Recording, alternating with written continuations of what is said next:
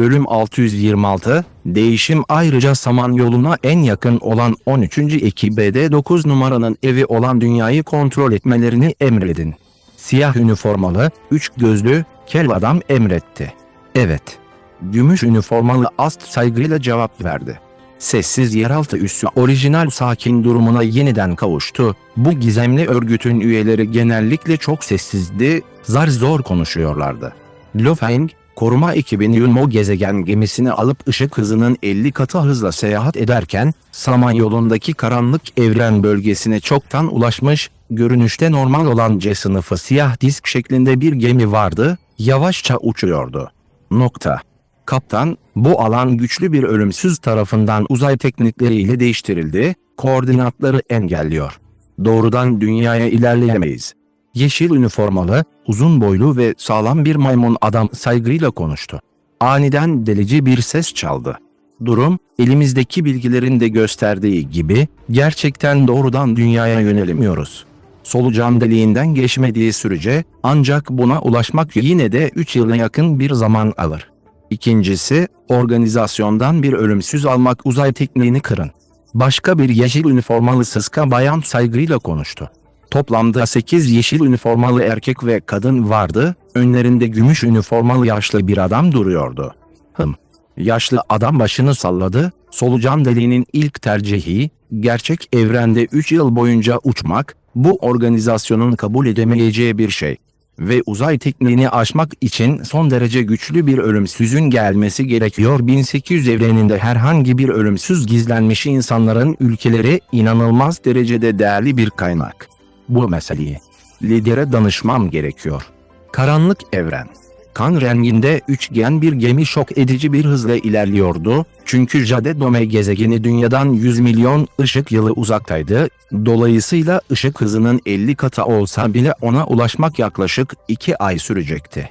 Bütün gardiyanlar kendi odalarında dinleniyordu. Ana kabinin duvarları sarmaşıklarla kaplıydı, yeşil yapraklar sallanıyordu ve geniş kabinin tamamı küçük bir orman gibi görünüyordu. Beslenme kabininin kapısı aniden otomatik olarak açıldı. Huahu. Besin sıvısından çıplak bir vücut yükseldi. Bir aydan fazla bir sürede nihayet alan Lord'u seviye 9'un zirvesine ulaştım. Lo Feng gülümsedi ve kabinde ayağa kalktı, orada çıplak durdu ve sarmaşıklarla kaplı kabine baktı, aniden gözleri parladı, bir bakışta odada toplam 216 sarmaşık olduğunu açıkça sayabildi. Başarılı mı? Bulut temas asmasının evrimi sona erdi mi? Lo Feng asmaya şaşırmış görünüyordu.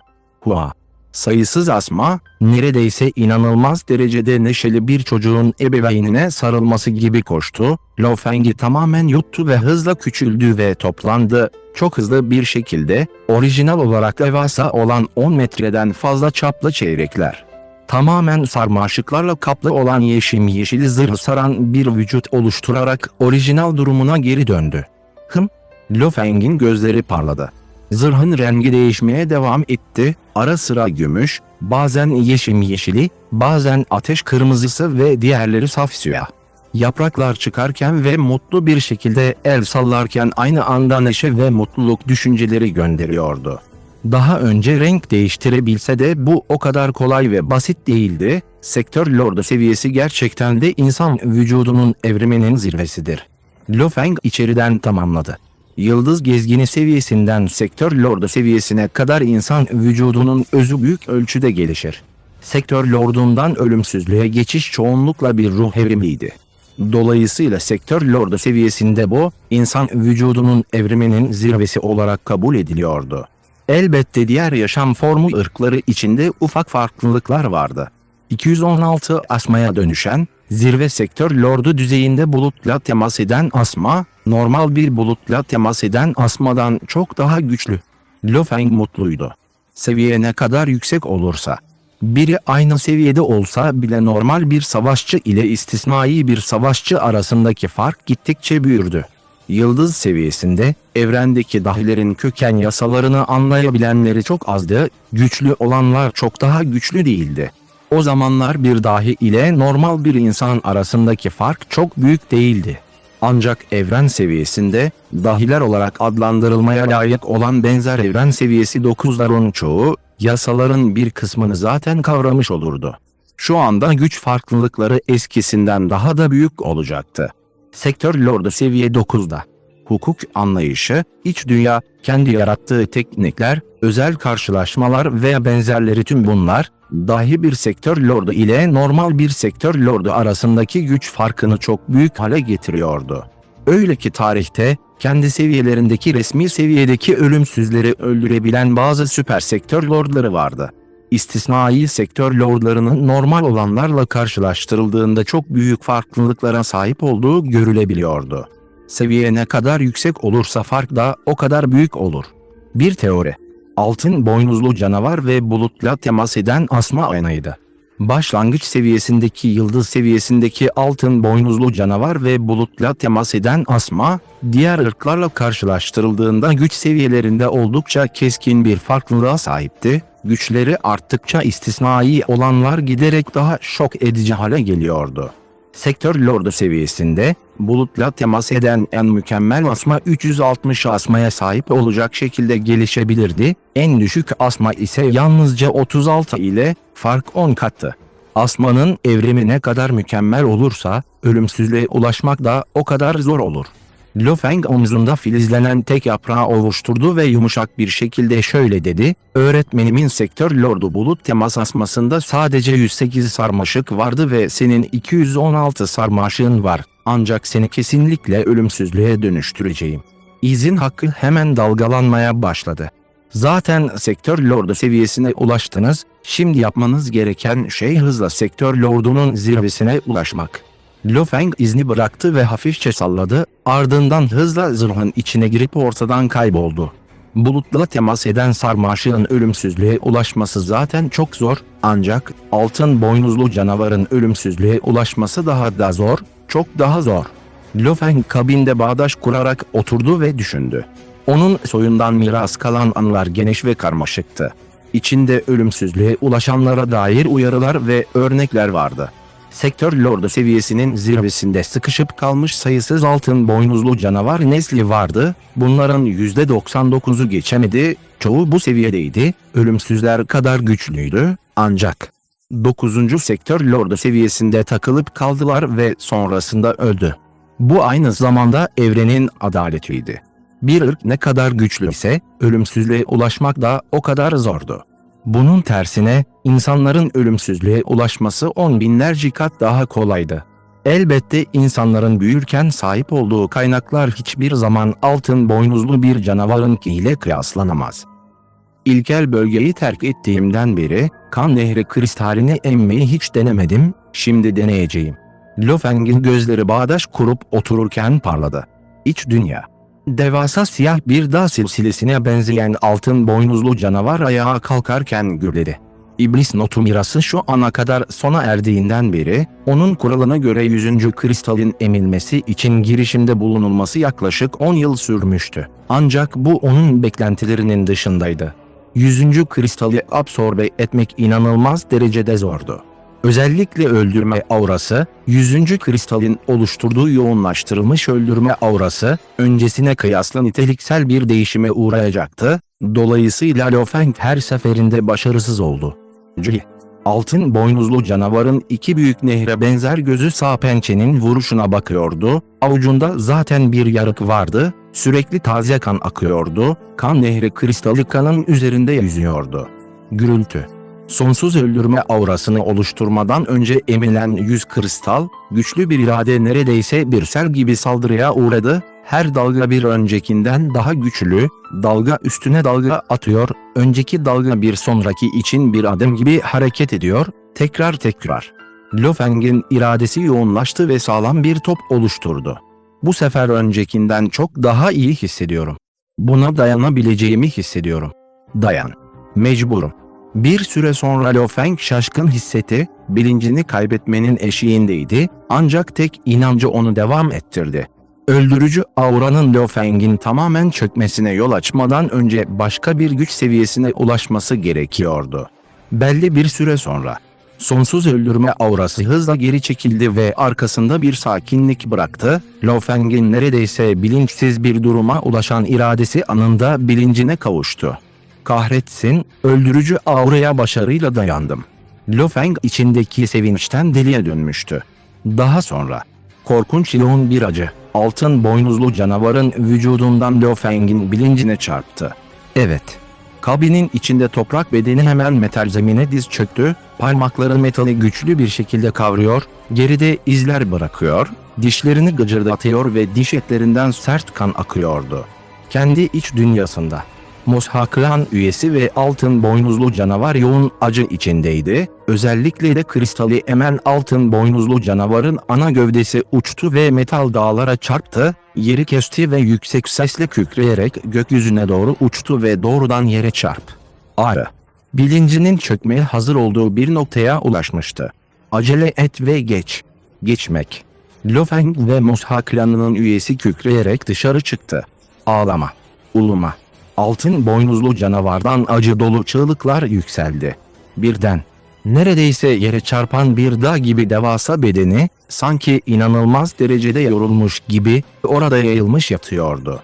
Bu şimdiye kadarki kristali özümsemenin en acı verici deneyimiydi ve önceki 99. kristalle karşılaştırıldığında, çok fazla fark vardı, o kadar ki neredeyse onu parçalayacaktı. Sonunda başardım.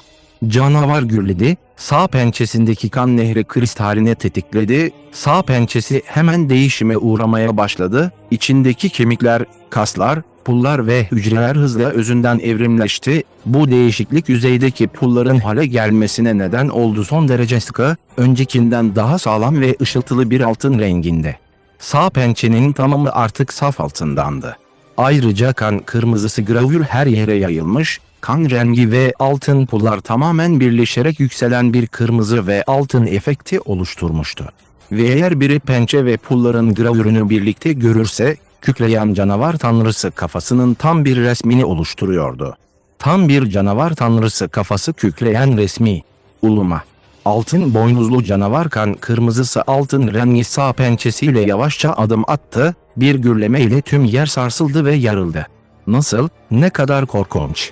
Altın boynuzlu canavarın yanındaki Mosha klanının üyesi ve altın boynuzlu canavar yeni kan kırmızısı altın sağ pençeye baktı.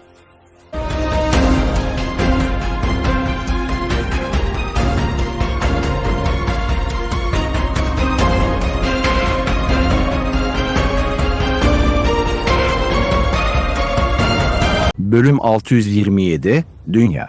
Lo Feng, kan nehri kıtasında bu kadar çok kan nehri kristali elde ederek ne kadar çok şey elde ettiğini ancak şimdi gerçekten fark etti. Faydası iblis notu mirasından bile daha fazlaydı, elbette bunun nedeni altın boynuzlu canavarın bedeninin kristalleri emmeye çok daha uygun olmasıydı, aksi halde fayda o kadar büyük olmazdı. Lo Feng 100 kristalin emilmesinin sonucuna şaşırdı. 99. kristali emdiğinde, altın boynuzlu canavarın sağ pençesi köken yasalarının 9 katı güce sahipti, aynı zamanda sağ pençenin gücü tek başına tüm vücudunun gücüne eşdeğerdi. Tam gücünü bir kez tamamen arttırmıştı. Ve ayrıca, köken kanunu birleşimi şimdi yaklaşık 10 kattı. Çok az görünebilir. Ancak bu sağ pençe tek başına kullanıldığında tam gücünün 10 katına eşdeğerdi. Doğru, sadece bir defadan 10 defaya kadar. Sadece sağ pençe bile vücudun gücünün 10 katıydı. Her şey bir aradayken, önceki orijinal gücünün 11 katıydı. Canavarın vücudunun gücüyle, dünyanın tanrılarını serbest bırakmasıyla, ikinci seviyede kaydettiği ilerlemeyle gücünün 5 katına ulaşabiliyordu. Ve kan nehri enerjisini tetikledikten sonra, artı gücünün 11 katı olan yeni gücü tetikledikten sonra, neredeyse 55 katına çıktı. Sağ pençenin bir darbesiyle doğal güçlenme yeteneğini açığa çıkararak orijinal vücudun gücünün neredeyse 110 katına ulaşır. 110 kez. Neydi o? Altın boynuzlu canavar ruh enerjisini, yani genetik enerjiyi kullanmasa bile, yalnızca fiziksel gücü orijinalinin 110 katıydı ve orijinal gücü zaten inanılmaz derecede cesurdu, artı canavar tanrısı heykelinin anlayışı, nihai bir pençe tekniği, gücü çok korkutucuydu. Keşke sadece 99 kristal emmiş olsaydı. Güç farkı çok fazlaydı. Bedenin gücü arttığından ve dünya tanrılarıyla çoğalıp güçlendiğinden daha da çoğalır, dolayısıyla o kadar korkutucuydu ki. Dünyanın tanrıları konusunda eğitim almış normal bir altın boynuzlu canavar benimle kıyaslanamaz bile. Lo Feng şöyle düşündü ve normal şartlar altında canavar tanrısı heykelini elde etme şansı asla olmazdı. Hele bu kadar çok kan nehri kristalini emmek, benim irade gücüm birçok ölümsüzden daha güçlü, o altın boynuzlu canavarlar kan nehri kristalleri edinmiş olsa bile muhtemelen bu kadar çoğunu özümseyemezlerdi. Birçok faktörün birleşimi. Lo Feng'in iradesi, altın boynuzlu canavarın yapısı, sanal evren şirketindeki kaynaklar ve biraz şans, sonunda korkunç bir altın boynuzlu canavar yarattı. Altın boynuzlu canavarla karşılaştırıldığında Mosha klanının gücü çok daha zayıftı. Altın boynuzlu canavar şu anda hala yeterince güçlü değil. Birincisi, kanun anlayışı yeterli olmaktan çok uzak, bir pençe tekniği, onu serbest bıraktığında canavar tanrısının gücünün %1'i bile değil. İkincisi, şu anda dünya tanrılarının 2. seviyesindeyim ve sadece bir kısmını eğitiyorum. Dünya tanrılarında büyük ilerleme kaydetmek gücümü 9 kat artırmamı sağlayacak. Eğer tamamlarsam 3. seviye bile, o zaman cennet gibi olurdu. Lo Feng düşündü. Onun kalbinde. Öğretmeninin, sektör lordu zirve seviyesindeki resmi seviyedeki bir ölümsüzü öldürebilecek mutlak dahi kediden bahsettiğini duyduğundan beri hırsı büyümeye başladı. Ben, Lo Feng, ayrıca sektörde resmi seviyedeki bir ölümsüzü öldürebilmek istiyorum. Lord zirve seviyesi. Eğer o yapabiliyorsa ve bende de altın boynuzlu canavar vücudu varsa, neden ben yapamıyorum? Lo Feng düşündü. Kedinin pek çok mucizevi karşılaşması ve pek çok sırrı olmuş olmalı, aksi takdirde sadece hukuk bilgisine güvenmek o kadar da cennet olamaz. Bu nedenle Lo Feng birkaç karşılaşmasından memnun değildi. Evren çok geniş ve orada pek çok mucizevi karşılaşma ve şey var. Her şeyi gerçekten birleştirmek, onu iyi kullanmak, ancak o zaman mutlak bir savaşçı olabilir. Lo Feng şöyle düşündü. Birkaç 10 yıl boyunca dünyada sıkı çalışırsam sektör lordu seviyesine adım atabilirim. O zaman köken kanunu anlayışım inanılmaz hızlarda ilerleyebilir. Sektör lordu seviyesi gerçek hızlanmanın yaşandığı dönemde. Lo Feng'in şimdi yapabileceği şey, temelini olabildiğince sağlam hale getirmekte, böylece sektör lordunun zirvesine ulaştığında korkunç bir gücü açığa çıkarabilirdi. Göz açıp kapayıncaya kadar yarım ay geçti. Yunmo gezegen gemisi kontrol odasında Lo Feng ve Dylan kontrol panosunda duruyordu. Hemen evren aktarımına başlıyoruz. Güneş sistemine giriyoruz. Geri sayım 10. 9. 8. 7. 6. 5. 4. 3. 2. 1. Gemi hafifçe sallandı. Lo Feng, harici simülatör aracılığıyla çok hızlı bir şekilde tanıdık bir alanı, yanan bir güneşi ve onu çevreleyen, onun etrafında dönen birçok gezegeni gördü. Bu alan güneş sistemiydi. Geri döndüm. Lo Feng rahat bir nefes aldı, bakışları karmaşıktı. S.O.O. Yunmo gezegen gemisi F sınıfı bir gemi olarak hızla dünyaya doğru ilerliyordu. İnsanlığın en üst düzeydeki teknolojisi olan sanal evren şirketi tarafından değiştirilip geliştirildi. Bu geminin içinde tuttuğu güç muazzamdı, en azından dünyanın güvenlik sisteminin hiçbir etkisinin olmadığı noktaya kadar. Bu F sınıfı gemiyi tespit etmenin yolu. Bir süre uçtuktan sonra. Lo Feng, dünyaya yakın olan, aslında basit bir kırmızı gezegen olan Mars'a baktı. Aslında, çok değişti. Lo Feng gülümsedi. Majesteleri, neden gülümsüyorsunuz? Dylan merakla sordu. Bak, şu gezegen. Lo Feng Mars'ı işaret etti. Yeşil gezegen mi? Dylan merakla sordu. Hayır, 200 yıl önce burası kızıl bir gezegendi. Lo Feng gülümsedi, ancak insan yerleşimlerine uygun hale getirilmesi en kolay gezegen olduğundan ve ayrıca yüzey alanı çok büyük olmadığından, en azından dünyanın alanından uzakta. Dünyanın şu anki gücüyle, Mars'ı tamamen bir gezegene dönüştürmüştü yaşam gezegeni. Değiştirildi mi? Dylan merakla sordu, yaşam barındıran bir gezegen yaratmanın bedeli, yaşam barındıran bir gezegen satın almaktan çok daha fazlasıdır. Lo Feng gülümsedi. Doğru, çok daha fazlasıydı. Ancak Lo ailesi şu anda Samanyolu'nun lideriydi ve dünyanın konumu son derece zengindi, ancak evren transferine girip gittikleri anda geri dönmek solucan deliğinden geçmeyi ve geri dönmenin yaklaşık 3 yıl sürmesini gerektirecekti. Dünya insanlarına 3 yıllık yolculuk kesinlikle çok uzundu. Birçoğu da dünyayı terk etmeye dayanamadı, bu yüzden Mars'ı yeniden şekillendirmeyi tercih ettiler. Mars'ı yaşam gezegenine dönüştürüyoruz. Güneş sistemi içerisinde insanlar şu anda Dünya'da ve Mars'ta yaşıyordu. Elbette, yeniden modellenen başka aylar ve uydular daha vardı ama bunlar çok daha kolaydı. Yunmo gezegen gemisi çok hızlı bir şekilde Dünya atmosferine yaklaştı. Ya, etrafta bu kadar çok gemi var mı? Dylan şoka uğramadan edemedi, birçok yaşam gezegeninde bulundum, etrafta nadiren bu kadar çok gemi bulunur. Lo Feng, bazıları Ay'a, bazıları da Mars'a giden, Dünya'dan uçan uzak gemilere baktı, gülümsemeden edemedi. Bu gemilerin hiçbiri evren transferine girmiyor. Lo Feng şöyle açıkladı, Dünya ve Mars, bazı uydularla birlikte, ileri geri giden çok sayıda gemiye sahip. Seyahat rahat. Tıpkı uzun mesafe otobüsü veya halk treni gibi. Dünya'ya, Mars'a ve birçok uyduya giden çok sayıda gemi, bir gün içinde varış noktalarına ulaşabildi. Tamamen yeryüzünde kahvaltı edebilirler, öğle yemeği için Mars'a gidebilirler ve uyumak için Dünya'ya dönebilirler. Ayrıca, Samanyolu'nun lideri Lo ailesi için büyük miktardaki A ve B sınıfı gemiler onlar için hiçbir şey ifade etmiyordu. Dünyadaki insanların seyahat etmek üzere gemilerde oturmak için yalnızca küçük bir miktar ödemesi gerekiyordu. Lo ailesinin bu gemileri işletme işi yalnızca bir çalışana ödeme yapılmasını gerektiriyordu. Herkes gemiyi terk etsin. Lo Feng aniden emretti. Gümbürtü. Yunmo gezegen gemisindeki muhafızların hepsi hızlı karargahlarını terk etti.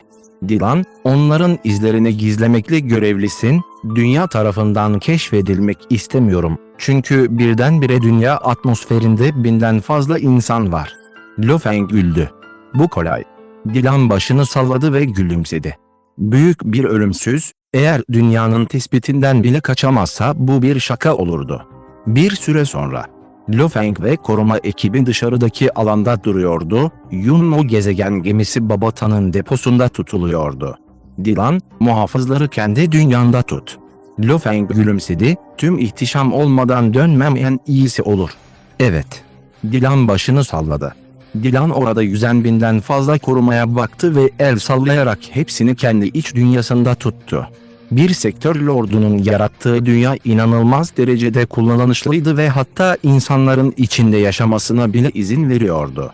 Ancak, dünyalar yalnızca sektör lordları tarafından yaratılabilirdi, kişi ölümsüz hale geldiği anda bu yeteneği kaybederlerdi. Dolayısıyla sektör lordu seviyesinde hazırlık aşamasında birkaç dünya yaratacaklardı. Maliyetler çok büyük olduğundan yaratılan dünyaların sayısı o kadar fazla olmayacaktı. Gidelim. Lo Feng atmosfere doğru koştu, Dylan da onu takip etti. Atmosferi geçerek hızla dünya ülkesini gördü. Bu, Pasifik Okyanusu. Lo Feng aşağıdaki kıtalardan şu sonucu çıkardı, bu taraftan. S.O.O.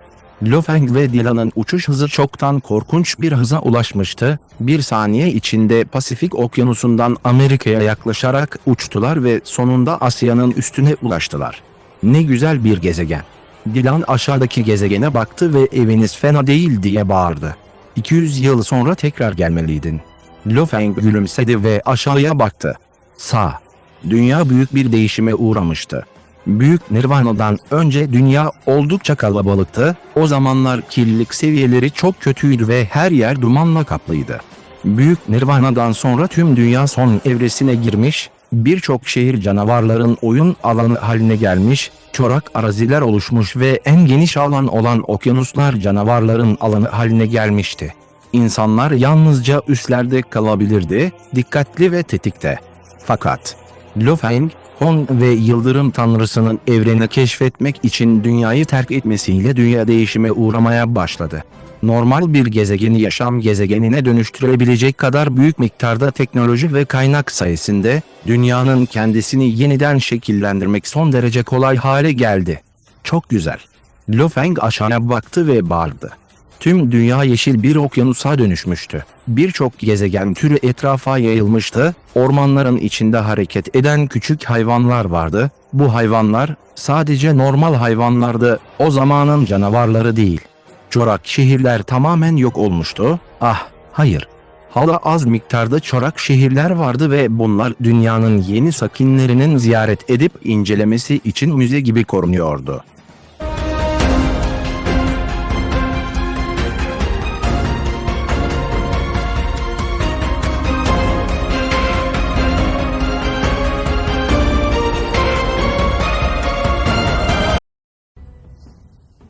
Bölüm 628 duyuldu.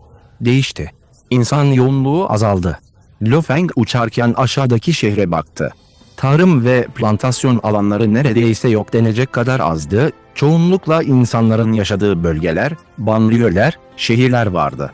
Şehirlerin hepsi son derece güzeldi, gökyüzü mavi ve saftı, zemin yeşilliklerle doluydu. En hareketli şehirlerde bile devasa gökdelenleri görmek nadirdi, sadece geçmişten kalma kalıntılar vardı.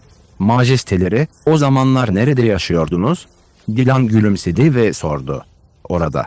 Lo Feng uzaktaki gelişmiş bir şehre işaret etti. Jiangnan üssü, Yangzhou şehri, 8 büyük şehirden biri, buranın adı hala aynı. Ancak tamamen değişti. Yangzhou şehri şu anda dünyadaki en ünlü şehirdi. Sadece orada yaşayan nüfusun 20 milyona ulaşması, ayrıca Lo Feng'in tarihini arayan çok sayıda turist ve çok sayıda ibadet eden kişi burayı son derece hareketli hale getirdi. Tüm dünyanın yeniden şekillenmesi sırasında Yangzhou şehrinin statüsü zaten Jiangnan üssü seviyesine ulaşmıştı. Yangzhou şehri, Lo Feng'in eski yaşam alanları. Dilan, bir süre sonra görünüşünü biraz değiştir. Lo Feng yanındaki siyah cübbeli kel adama bakarken gülümsedi. Belli ki sen böyle görünen bir dünya insanı değilsin, bu dikkat çeker. Anlaşıldı. Dilan başını salladı, aynı anda ölümsüz enerjisi dalgalandı ve yüz hatları su gibi hareket etti. Hızlı bir şekilde normal görünümlü sarı tenli kel bir adam şeklini aldı. Dünyadaki insanlardan hiçbir farkı yoktu, hatta kıyafeti bile gündelik bir gece kıyafetine dönüşmüştü. S.O.O. S.O.O. Lo Feng ve Dilan hızla aşağı doğru koştular. İkisi şehrin güvenliğini artırmadı, hiç ses çıkarmadan Yangzhou şehrinde bir patikaya girdiler. Burası o zamanlar okuduğum lise.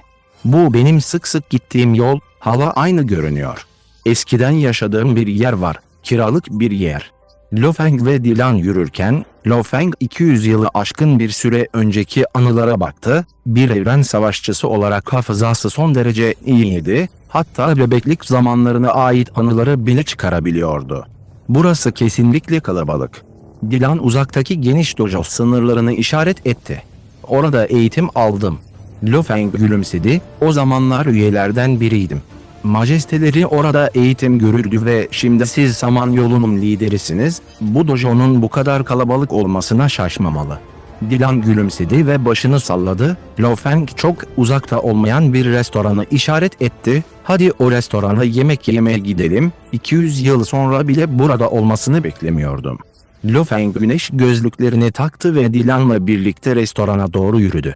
Girdikten sonra Lo Feng ve Dilan birçok kişinin içeride toplandığını fark etti, gürültülü ve kalabalıktı. İlmin insanları bir araya gelip sohbet etmeyi seviyor, hiçbir şey değişmedi. Lo Feng gülümsedi ve olup bitenleri gözlemlemek için bir köşeye yürüdü. İçerisi bir karmaşaydı. Masanın üzerindeki tabak ve kaseler kırılmıştı, sarı saçlı şişman bir gencin 4 siyah üniformalı koruması vardı. Antrenman kıyafeti giyen başka bir genç ise bir kızın önünü kapatıyordu. Şişman yan, geçmişini silah olarak kullanma. Antrenman kıyafeti giyen genç ağzındaki kan izlerini ovuşturdu ve öfkeyle şişman gence işaret etti, ortalığı temizlemek istemedin mi, bunu yap. Neden benimle sorun çıkarıyorsun, Yang Zehedi? Neden, patronunun korumaları beni sakatlayacak mı? Senden patronuma saygısızlık etmeni isteyen sana asla saldırmadım. Şişman genç soğuk bir şekilde güldü ve sen hala gitmiyorsun. İçinden şunu düşündü. Yang Zehei aslında o kadar hızlı gelişti ki patronun koruma saldırılarına dayandı ve sakatlanmadı. Antrenman üniforması içindeki gencin içinden kan fışkırdı, Yardım edemedi ama birazını tükürdü. Ah Zhi, ah Zhi. Arkasındaki genç bayan da hızla ona destek oldu. İyi misin, iyi misin? Sakin ol, ben iyiyim. Genç, sarı saçlı şişmana bakarak soğuk bir şekilde homurdandı. Eğer daha yeni geçmeseydim, o zamanlar gerçekten sakat kalacaktım. HMPH, ancak şimdi aşağıda, Yangzhou şehrinde o kadar büyük bir kalabalığın ortasındayız ki, Fit sadece ayakçılık yapan bir çocuk, işleri berbat edecek cesaret yok. Sarı saçlı şişko soğuk bir şekilde bağırdı, patron, patron, ortalığı temizlemeni söyledim, bu serseri neden hala burada? Sıska bir genç olan restoranın patronu gülümsedi ve dışarı çıktı. Yan Huan. Antrenman üniformalı gencin arkasındaki kız öfkeyle şişmanı işaret etti. Ağabeyim birazdan burada olacak, fazla kendini beğenmiş olma. Yol yapmak. Kalabalığı hızla ayıran bir grup polis ışık huzmesi haline geldi. 10 tanesi hızla restoranın önemli pozisyonlarını ele geçirdi. Köşede duran Lo Feng gülümsemeden edemedi. Polis, artık dünyadaki polislerin hepsi savaş tanrısı seviyesinde görünüyordu. Doğru görünüyor. Sonuçta dünyadaki en zayıf insan seviyesi asker seviyesindeydi. Kim ortalığı karıştırmaya cesaret edebilir? Uzun boylu ve sağlam yapılı bir adam olan polis şefi olay yerine baktı. Büyük kardeş. Hanım kurtarıcısını görmüş gibi baktı, bağırdı. Küçük kız kardeş. Adam kız kardeşinin zarar görmediğini gördü ve rahat bir nefes aldı, ancak antrenman üniforması içindeki gencin solgun olduğunu ve kıyafetlerinde kan izleri olduğunu gördükten sonra ifadesi değişti. Kardeş Yang Zhi, neler oluyor? Abi, bu şişman Yan, patronunun yerini temizlemek için insanları buraya getirdi, doğal olarak patronuyla uğraşmazdık, dolayısıyla ayrılmaya hazırdık.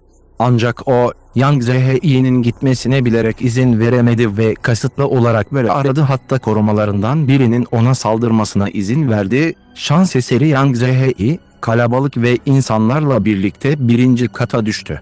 Dolayısıyla daha ileri gitmeye cesaret edemediler. Eğer üst katta olsaydı korkarım, hanımın gözlerinde yaşlar vardı. Güçlü görünen adam döndü ve sarı saçlı şişmana baktı. Ancak şişman olanın hepsi gülümsüyordu, arkadaki 4 korumanın hepsi de gülümsüyordu. Kaptan Wang. Şişman gülümsedi. Yan Huan, sınırlarını bil, burası Yangzhou şehri. Eğer işler karışırsa kimse seni koruyamaz. Adam emretti. Şişman gülümsedi, doğru, burası Yangzhou şehri, Lo ailesinin Yangzhou şehri. Sadece Yangzhou şehri değil, tüm Samanyolu Lo ailesinindir. Burada, Lo ailesine bulaşan herhangi biri, kimse sizi koruyamaz. Tırnak işareti. Polis grubu sessizdi. Polis şefi şişman adama sertçe baktı ve yumuşak bir emir verdi. Küçük kardeş, hadi gidelim. Daha sonra antrenman formasıyla gençlere destek verdi. HMPH. Şişman olay yerine bakarken gülümsedi. Restoranın köşesinde. Ailenle bağlantılı görünüyor. Dilan, Lo Feng'e gülümsedi. Lo Feng de gülümsedi, öyle görünüyor. Aniden dışarıda bir kargaşa oldu, dışarıda toplanan büyük bir grup insan hızlı kaçarken güçlü bir ses yankılandı. Bu, Lo ailesinin dehasının gemisi. 30 metre çapında lacivert bir gemi yukarıdan inerken, çok sayıda siyah üniformalı koruma hızla atlayarak restoranın etrafını sardı. Patron burada. Şişko'nun ifadesi değişti, elleri bulanıklaştı ve tüm kırık tabakları, kaseleri ve mobilyaları hızla topladı. Acele edin ve çöpleri temizleyin. Şişman usulca emir verdi. Hemen. Arkasındaki 4 siyah üniformalı koruma ve personel grubu hızla çöpleri topladı ve 10 saniye gibi kısa bir sürede tüm restoran temiz ve boştu. Yeni bir kilim serilmişti ve bu sırada geminin dışarıdaki kamera kapısı açıldı ve kıvırcık saçlı şişman bir genç dışarı çıkıp indi, arkasında mor giyimli şehvetli bir kadın takip etti. Lo Yanzhang etrafına baktı. Muhafız çemberinin dışındaki pek çok kişi heyecanla izledi. Bu Lo ailesinin dehası Usta Lo Yanzhang. Usta Lo Yanzhang. Bakın, kaşları lider Lo Feng'e çok benziyor. Tatil için Yangzhou şehrine geldim, ilk kez Lo ailesinden insanları görüyorum. Etraftaki kalabalık kargaşa içindeydi. Lo Yanzhang, Samanyolu'nun liderinin ailesi olarak bu konuda oldukça sakindi ve Lo Feng sayesinde Kara Ejderhada İmparatorluğu'nun asilzadeleri bile Lo ailesine saygısızlık etmeye cesaret edemiyordu. Ve çevredeki temel seviye evren uygarlıklarının tümü Lo ailesine tapıyor ve büyük saygı duyuyordu. Her ne kadar kraliyet ailesi kurmamış olsalar da, dünya insanlarının gözünde Samanyolu lideri Lo ailesi kraliyet ailesine benziyordu. 200 yıldan fazla bir süre önce Lo Feng'den başlayan bir aile olarak, 1 milyon yıldan daha uzun bir süre önceki kraliyet aileleriyle karşılaştırıldığında, Lo Feng'in aile üyeleri onlara kıyasla çok daha azdı, sadece ailedeki erkeklerin sayısı sadece yüzlerceydi. Bu nedenle, ailenin bir üyesini gerçekten görmek son derece nadirdi. "Nana, hadi girelim." Lo Yanzhan kıza gülümsedi. "Her zaman buraya gelmeyi istemiştim, Büyük Nirvana'dan beri burada olduğunu duydum." Şehvetli kız heyecanla söyledi. Lo Yanzhan gülümsedi ve başını salladı. İkisi yan yana girdi. Restoranın içinde. Polis grubunun ayrılmaya vakti olmamıştı, dolayısıyla hala oradaydılar. "Usta Lo," polislerin hepsi saygıyla eğildi, yüzbaşı da dahil, o da saygıyla isteyerek eğildi. Lo ailesi güçlü olmasına rağmen onlarla ilgili hiçbir kötü haber almamışlardı. Çoğunlukla sadece bazı küçük meseleler, sonuçta ailenin efsanevi üyesi. Lider Lo Feng'in ailesinden çok katı gereksinimleri vardı. Lo Yanzhan gülümsedi ve başını salladı. Daha sonra restorana baktı, daha önce içeride yaşanan bir savaşın kalıntılarını görünce kaşlarını çattı. "Patron." Sarı saçlı şişman koşarak geldi. "HMPH." Lo Yanzhan'ın gözlerinde bir miktar öfke vardı ve bu da şişkonun zorla gülümsemesine neden oldu. Yan Huan okuldaki sınıf arkadaşıydı, ayrıca ikisi de şişmandı, ayrıca insanları nasıl memnun edeceğini ve pohpohlayacağını biliyordu, dolayısıyla arkadaş oldular. Lo Yanzhan, antrenman üniforması içindeki kam lekeli gence baktı ve gülümsedi. "Yang Zheyi, iyi misin?" "Sorun değil usta Lo." Genç cevap verdi. Lo Yanzhan başını salladı. "Hepiniz gidin." O emretti. Bir grup polis, antrenman üniforması giyen genç, kız ve ayrılmayan diğer misafir hemen uzaklaştı. Lo Yanzhan onlara emir vermişti, hepsi bunun çok normal bir şey olduğunu hissetti. "Başka konuları tartışmıyorum, sadece onun gücü yıldız gezgini seviyesindeydi." Restoranın içinde. "Sana geçen sefer ona bir ders vermeni söylemiştim ama durumu görmen lazım."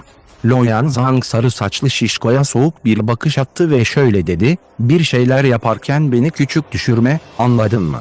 "Evet patron." Sarı saçlı şişman cevap verdi.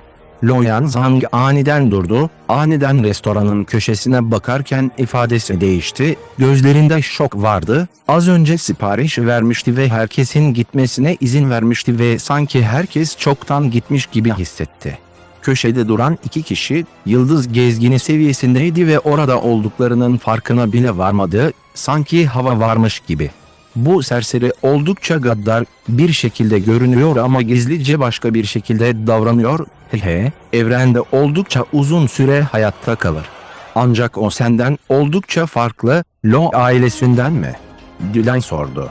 Evet, gerçekten de o Lo ailesinden, ona Lo Yanzhan, yani benim 8. büyük torunum denir.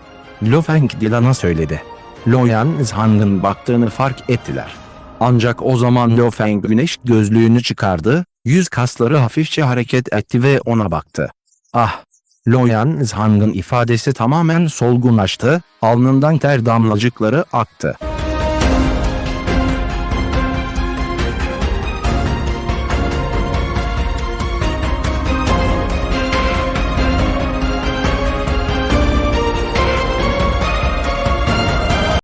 Bölüm 629, ev, tamamen şok oldu. O, Lo Yanzhan, Lo Feng'in 8. büyük torunu. Lo ailesinin bir üyesi olarak. Samanyolu'nda ve hatta Siyah Ejderhada yıldız alanında bile çok yüksek bir statüyü temsil ediyordu. Ancak ailedeki konumları ne kadar yüksek olursa olsun, dünyanın konumunun bu kadar yükselmesine neden olan efsanevi varlık Lo Feng için o hala küçük bir yavruydu. Ayrıca, Lo ailesinin kuralları çok katıydı. Kesinlikle gördü, aile lideri kesinlikle gördü, kesinlikle. Lo Yanzhang'ın alnından boncuk boncuk terler akıyordu. Normal görünen, kendisinden biraz daha uzun olan bu adama baktı, bakışları delici ve onu ürpertiyordu. Karşısındaki bu adam, taptığı adamdı, dünyanın efsanevi varlığı Lo ailesinin lideriydi. Lo Feng. Patron, sarı saçlı şişman merakla bağırdı. Yanzhang. Yanındaki bayan da bağırdı. Lo Yanzhang, ne diyeceğini bilemeden korkuyla dolu bir şekilde Lo Feng'in önünde durdu. O sadece 8. büyük torunuydu. Ailenin altında pek çok öğrenci vardı, ayrıca Lo Feng uzun yıllar boyunca sürekli olarak eğitimi dalmış, ara sıra sanal evrenin Siyah Ejderha Dağı'na 9 yıldızlı körfeze girmiş, birkaç 10 yıldır dışarıda olan küçük nesille tanışmış olduğundan en fazla onu görmüşlerdi 2 ila 3 kez. Lo Yanzhang gibi o da Lo Feng'i doğduğundan beri yalnızca 3 kez görmüştü. Lo Feng onunla daha önce yalnızca bir kez konuşmuştu. Kalbinde, lider Lo Feng mutlak olarak yükseklerde bir varlıktı. Restoran tamamen sessizdi, herkes bir şeylerin ters gittiğini hissetti, özellikle de siyah üniformalı korumalar köşede durup merakla siyah saçlı adama bakıyordu. Neden Lo Feng'e bu kadar benziyor? Hemen evinize gidin, benden bahsetmenize gerek yok, beni gördüklerini hemen unuturlar. Siyah kısa saçlı adam Lo Yanzhang'a baktı. Evet. Lo Yanzhang nefesini tuttu ve saygılı bir şekilde cevap verdi. Etraftaki diğerleri, Lo ailesinin bu dahi ustasının son derece saygılı davrandığını gördüler. O havalı Lo Feng görünüşlü adamın beni gördüklerini hemen unutacaklarını söylediğini duyunca şoka uğramadan edemediler. Hadi gidelim. Evet majesteleri. Siyah kısa saçlı adam ve diğer kel, uzun ve zayıf adam ortadan kayboldu. Sadece Lo Yanzhang ve grubu ile restorandaki personel ve patronları orada kalmıştı ve başlangıçta şok olan gardiyanlar ve personel, neredeyse bu iki adamı hiç görmemişler gibi hemen sakinliklerine kavuştular. Liderin gerçekten inanılmaz bir gücü var. Lo Yanzhang nefesini tutarak etrafındaki aslarının bakışlarına baktı. Yan Huan ile daha önce yaptığım konuşma onun tarafından alınmış olmalı. Ne yapmalıyım? Ne yapmalıyım? Liderin geri döneceğini bilmeme rağmen bu 2 yıl içinde onun hemen eve dönmeyip bu restorana geleceğini kim beklerdi?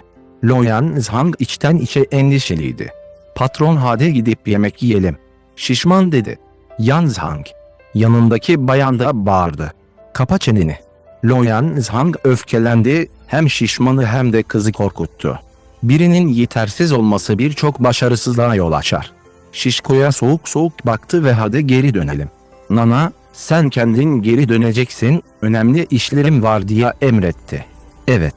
Siyah üniformalı adamlar, başlangıçta yemek yemeye gelen efendilerinin neden aniden geri dönmek istediğini merak etseler de.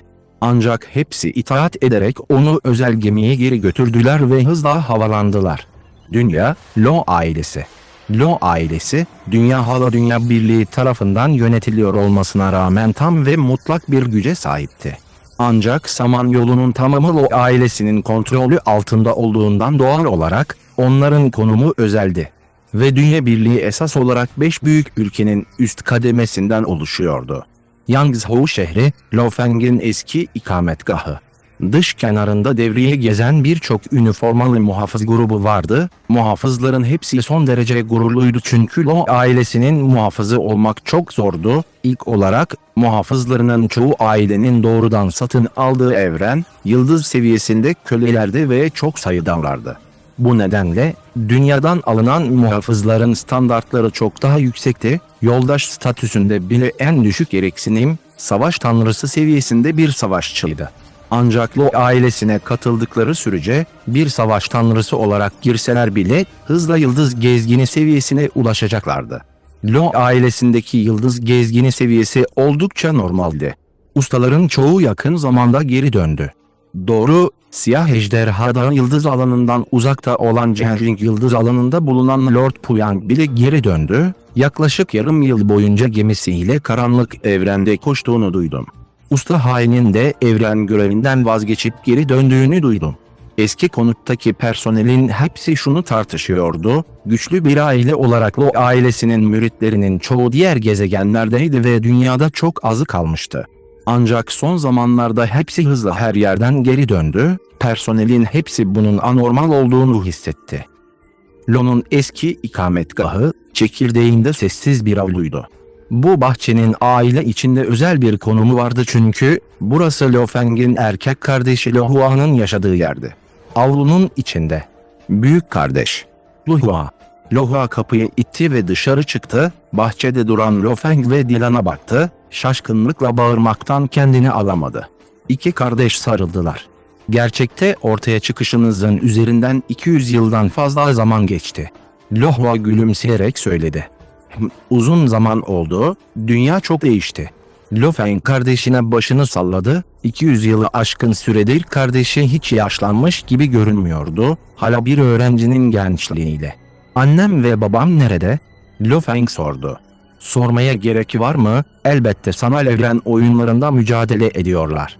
Lo Hua güldü. Onlara ne olduğunu bilmiyorum. Aslında oyun bağımlısı oldular. Şans eseri evren seviyesinde güç ve zihinsel kapasiteye kadar güçlendirildiler. Böylece sanal dünyayı gerçeklikle karıştırmazlar. Lo Feng başını salladı ve güldü. Tüm Lo ailesi içinde sanal oyunlara en bağımlı olanlar ebeveynleriydi. Babasının büyük Nirvana'ya kaçışı sırasında bazı karton kapaklı romanlar gördüğünü ve bunların bazılarının internette de bulunduğunu söylediğini duymuştu. Dolayısıyla ebeveynleri bu sanal oyunlara bağımlıydı. %100 simülasyona sahiplerdi ve oyun süresinin uzun olması insanların gerçeği oyundan ayırmasını zorlaştırıyordu.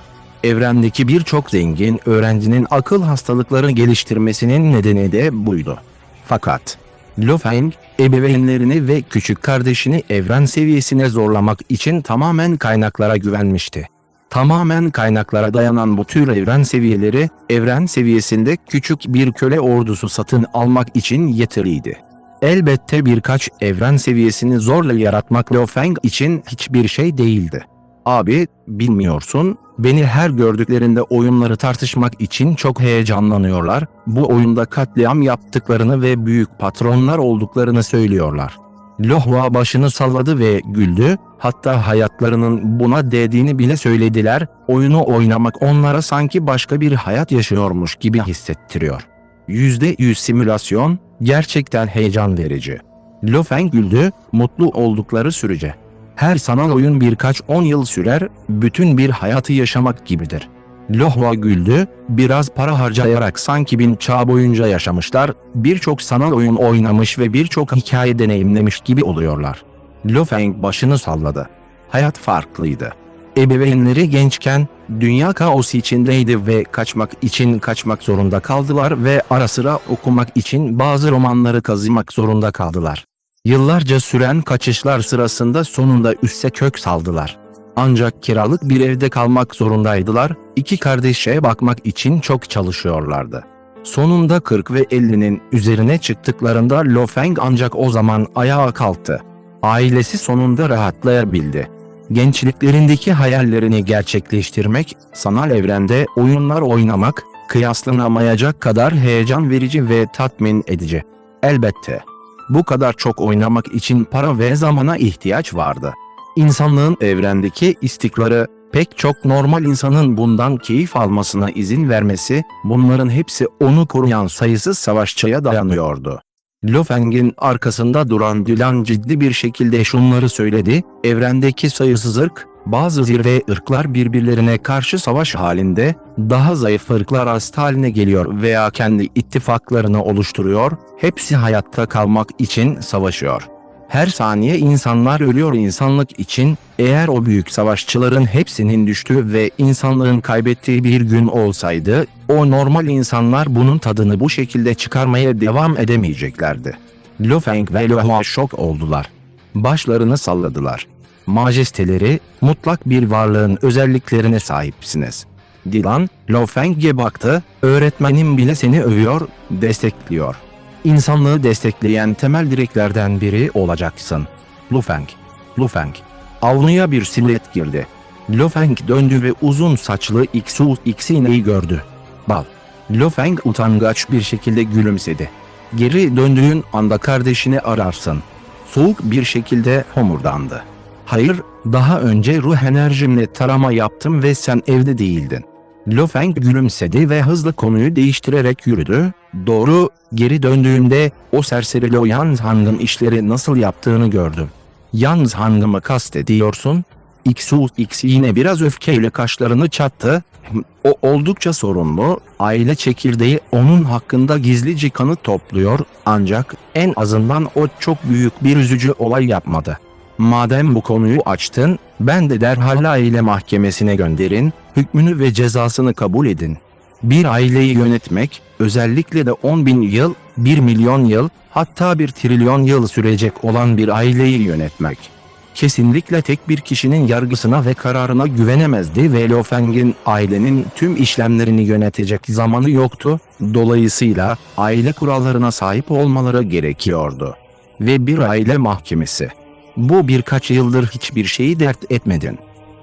X'ine Lo Feng'e baktı, aile mahkemesi hakkında sana bir rapor vereceğim. Bunca yıl boyunca 3 öğrenci ölüm cezasına çarptırıldı, 37'si hafif ve ağır cezaya çarptırıldı. Yanzhang serseri yetenekli ve hızlı bir şekilde iyileşiyor ve suçları o kadar da ağır değil, ayrıca kendisi hala genç, karar muhtemelen onu en fazla 3 ile 10 yıl arasında bir mineral gezegene mahkum edecek. Lo Feng başını salladı. Lo ailesinin kuralları evrendeki birçok büyük aileden çok daha katıydı.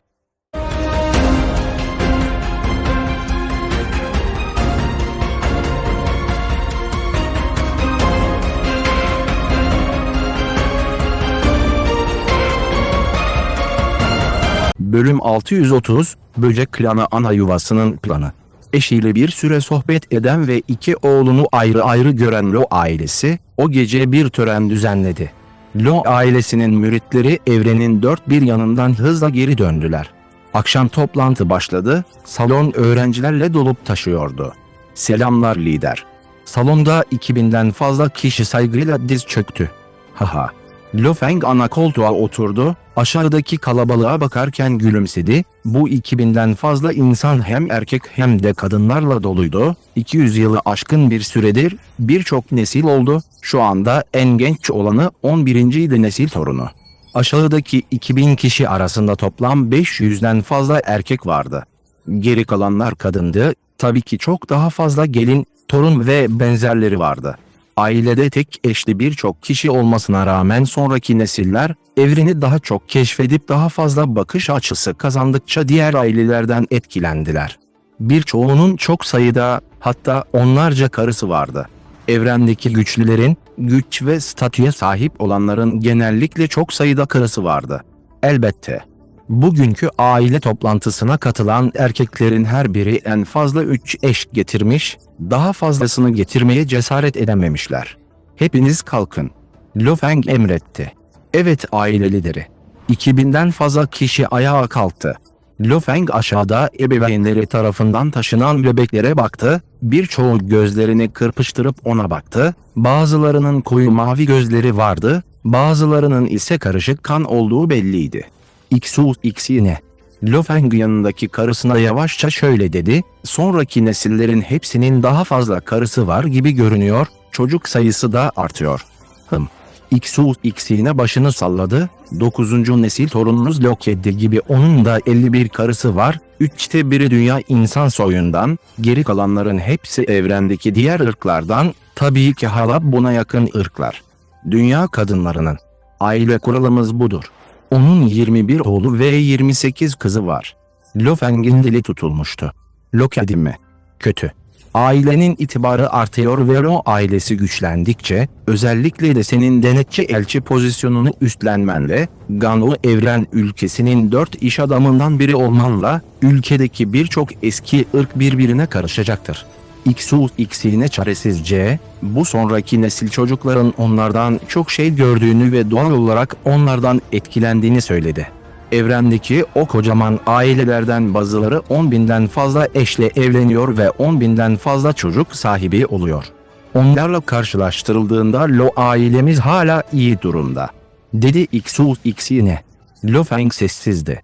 Bu, bir aile büyüdüğünde meydana gelen normal bir şeydir ve ailenin gelişmesi için gerçekten de büyük olması, sayıların artması, ancak o zaman elitlerin şansı daha yüksek olacaktır.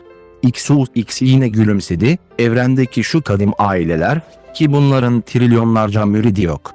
Yalnızca aile içinde, sektör lordlarının, etki alanı lordlarının ve evren seviyelerinin sayısı sayılamayacak kadar çok. Lo Feng zorla gülümsemeye çalıştı. Eğer sonraki nesillerin hepsi onlarca kadınla evlenseydi ve onlarca çocuk doğursaydı, 100 yıldan 1000 yıla kadar aile nüfusu trilyonları bulacaktı. İnsanların güçlü olmasının nedeni. Dilan onun yanında sessizce şöyle dedi, üreme gücünden dolayı sayıları çok fazla. Lo Feng dönüp Dilan'a baktı. Üreme? Onlarca çocuk mu?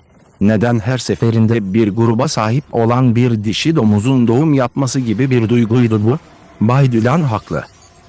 X yine gülümsedi ve başını salladı, bir ailenin güçlenmesi için tek bir kişiye güvenilemez. Çok sayıda öğrenciye ihtiyaç vardır. Evrendeki eski ailelerle karşılaştırıldığında ailede yalnızca 500'den fazla erkek var. Bu çok acınası. Tırnak işareti. Peki. Lo Feng başını salladı ve gülümsedi. Kendi nesli Loping ve Lohai. En azından önceki nesillerin hepsinin çoğunlukla bir eşi vardı, ara sıra 2 ya da 3 eşi vardı. Daha sonra oldu. Özellikle 6. nesil torunlar, 7. nesil, daha da saçma bir hal aldı. Şu anda Lockheed'in onlarca karısı var, korkarım sonraki nesiller daha da saçma olacak. Lo Feng hafifçe güldü ve X yine onun yanında şöyle dedi, sonunda birinin binlerce ile 10 binlerce eş bulması garip bile olmaz. Lockheed. Lo Feng'in yanında oturan Lohua güldü, kardeşim, bu ismi bulan kişi, bu doğru görünüyor. Bu serserinin gücü ortalama, yine de çok fazla karısı ve çocuğu var ve o hala genç, bu serseriyi gördüm, iş zekasına sahip, ailesi ona bölge olarak 3 yaşam gezegeni verdi, orada sadece birkaç saray inşa etmekle kalmadı, hatta evrenin birçok yerinde saraylar inşa etti, kadınlarını barındıracak güzel yerler böyle bir zamanda 51 karısı var genç yaş, sanırım birkaç 10 yıl içinde yüzlerce, hatta binlerce kişiye ulaşacak. Lockheed. Lohua başını salladı, sahip olduğu çok sayıda çocuğu kullanarak düşmanlarını kazanabilir. Bu onun için doğru bir isim. Herkese bir hatırlatma. X yine gülümsedi, rapor edilen sayı 51 eş. Aile raporlama sistemine göre. Lockheed'in bildirmediği 62 yaşı daha var. Lo Feng ve Lohua bakıştı. Konuşmayan. Dahi. Ölümsüz Dilan da yanında hafifçe güldü.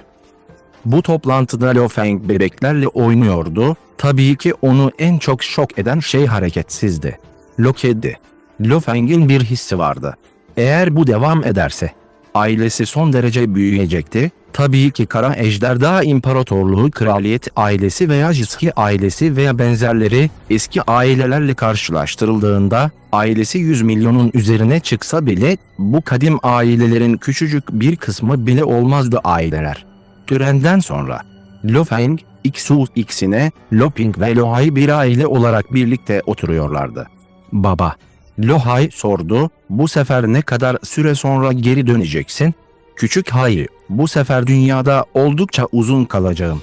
Lo Feng gülümsedi ve oğlunun kafasını ovuşturdu. İki oğlundan Loping daha istikrarlı ve ayakları yere basan biriydi. Lohai ise daha sıcakkanlıydı ve Ganhu Dojo'da okuyor, evreni keşfediyordu. Ailenin desteğiyle zaten bir yıldızlı seviye 8. Ne kadar uzun, oldukça uzun? Lohai sordu. Loping de babasına baktı. Kısaysa birkaç yüzyıl, uzunsa 1000 yıldan 10 binlere kadar. Lo Feng gülümsedi, denetleyici elçi olduğum süre boyunca gerçekte burada, dünyada kalacağım. Sanal Evren şirketinin ara sıra gönderdiği özel bir görev olmadığı sürece, geri kalan zamanda burada olacağım. Haha, evet. Lohai tezahürat yaptı. Baba. Loping ve Lohai adlı iki kardeş, kutlama için yumruklarını birbirine vurdu. Lo Feng ve X yine sahneye güldüler, ailede çok sayıda öğrenci vardı, en yakın 2 kişi yine de kendi oğullarıydı. Birkaç yıl boyunca evreni keşfetmek için ayrılmayacağım.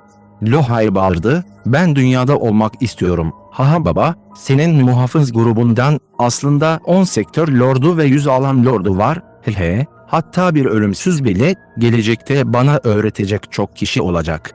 Tırnak işareti. Önemli değilse Dylan'ı rahatsız etmeyin, bir veya iki kez sorun olmaz. Lo Feng emretti ve sen sadece 8. seviye yıldız seviyesinde bir serserisin. Muhafız ekibimdeki 10 sektör lordunun hepsi köken kanunları tarafından tanınıyor. Hepsi sana kolayca işaretler verebilir, onları aramak yeterli. Lohay başını salladı, anladım baba. Sektör lordları menşe kanunları tarafından tanınıyor mu? Tüm siyah ejderhada yıldızı alanı onları bir araya getirse bile çok az sayıda kişi olurdu. X'ine. Lo Feng karısına baktı, planım dünyayı yeniden şekillendirmek için sanal evrenden birkaç ileri teknolojik ürün satın almak. Dünyayı yeniden mi şekillendireceksin? X'ine, Lo Ping ve Lo Feng'e şok olmuş görünüyordu. Lo Feng başını salladı. Dylan. Lo Feng bağırdı, aynı anda 1 kilometre uzaktaki evin içine doğru iletişim kurdu. Yani. Dylan havada belirdi. Majesteleri. Dylan bağırdı, Lo Ping, Lohay ve X'ine anında ciddileşti, sonuçta bu bir ölümsüzdü. Onlara dünyayı yeniden şekillendirme planlarımı anlat. Lo Feng dedi. Dylan, X'ine ve iki kardeşe baktı, majesteleri, Turyan İmparatorunun öğrencileridir ve hatta ilk seferde ilkel bölgeye ulaştınız, siz kesinlikle sanal evren şirketinin ve şirketin en üst elitlerinden birisiniz, böyle bir dahayı tercih ediyor, aynı şekilde, evrendeki diğer ırklar da öyle. X'ine, Lo Ping ve Lohay şok oldular. Evren adil değil. Savaş her zaman orada olacak. Dylan şöyle dedi, evren ülkelerinin orduları, her gün çok sayıda asker ölüyor, ancak bunlar hala çoğunlukla sadece top yemi, majesteleri gibi mutlak bir deha için, diğer ırklar için gerçek tehditsizsiniz. Yeteneğinizle, düşmediğin sürece. En azından resmi düzeyde bir ölümsüz olman belirlendi, hatta imparator düzeyinde bir ölümsüz olman için umut bile var. Hatta kudretli evren ülke liderleri olman için küçük bir şansın bile var. Bu mutlak dahiler için. İnsanlık sizin öneminizin farkındadır, doğal olarak diğer ırklar da öyle. İnsanlığın tanıdığı şey yetiştirmedir, oysa diğer ırkların bildiği şey onları erken öldürmek zorundalar. Dylan, X'ine, Lo Ping ve Lohay'nin yüz ifadelerinin değiştiğini söyledi. Dylan gülümsedi, ancak endişelenmeyin, diğer ırkların insanlığın içinde sakladığı birkaç elit kendilerini kolayca açığa çıkarmaya cesaret edemezler, sonuçta aramızda saklanmak ve keşfedilmemek son derece zor bir şeydir. Ayrıca, mutlak dahiler henüz tam olarak olgunlaşmamıştır ve konumları en fazla resmi seviyedeki bir ölümsüze benzer. Dylan şöyle dedi, aslında dünyayı çevreleyen uzay tekniğini kırmak için kişinin en azından uzay tekniklerinde yetkin resmi seviyedeki bir ölümsüz olması gerekir ve öyle olsa bile bu resmi seviyedeki ölümsüzler bunu kişisel olarak yapmazlar, çünkü bunu yapmak kendilerini açığa çıkarırlar ve insanlığın sınırları içinde kaçamazlar. Lo Feng başını salladı, bu yüzden fazla endişelenmene gerek yok. X'ine, Lo Ping ve Lohay başlarını salladılar. Kendilerini gizleyip içeri girmek yeterince zor ve bunu resmi seviyedeki bir ölümsüzle yapmak. Bu ırklar için onların değeri, bizim bölgemizde olmayan imparator seviyesindeki bir ölümsüzle eşdeğer. Dylan gülümsedi, onları kaybetmeye dayanamazlar. Varlık ne kadar güçlüyse, insan bölgesine girip saklanmaları da o kadar zor olur. Başarılı oldukları anda hepsi önemli piyonlar haline gelir. Ancak dikkatsiz de olamayız. Suikast, bunu yapmanın birçok yolu var, zehir veya otomat silahlar veya bazı özel yöntemler kullanabilirler. Dylan, zaten birini öldürmenin birçok yolu var dedi. X'ine ve iki kardeş şok oldular. Herhangi bir denetçi elçinin gönderildiği süre boyunca rahat olabilirsiniz, eğer bulundukları gezegende güvenlikleri bile garanti edilemezse, hepsi çoktan gitmiş olur. Dylan güldü, sanal evren şirketinin zaten dahilerin uzun süre kalacağı gezegenler için mükemmel bir yeniden modelleme planı var. En azından şunu garanti edebilir, bu gezegenler içlerindeyken tamamen güvende olacaklar. Yalnızca ayrılık gerekenleri yaptıklarında diğer görevler normalde ancak o zaman tehlikeyle karşı karşıya kalırlar. Lo Feng gülümsedi, sanal evren şirketinin gücüne inanalım. Peki böcek klanının ana yuvası nasıl? Lo Feng sordu. Dünyada yapması gereken iki önemli şey vardı. Biri onu yeniden düzenlemek, ikincisi ise böcek klanı ana yuvasının planıydı. Bir bölümün daha sonuna geldik. Bir sonraki bölümde görüşmek üzere. Sürçülisan ettiysek affola. Videolarımızı faydalı bulduysanız lütfen beğenmeyi, yorum yapmayı, abone olmayı ve paylaşmayı unutmayın. Teşekkürler.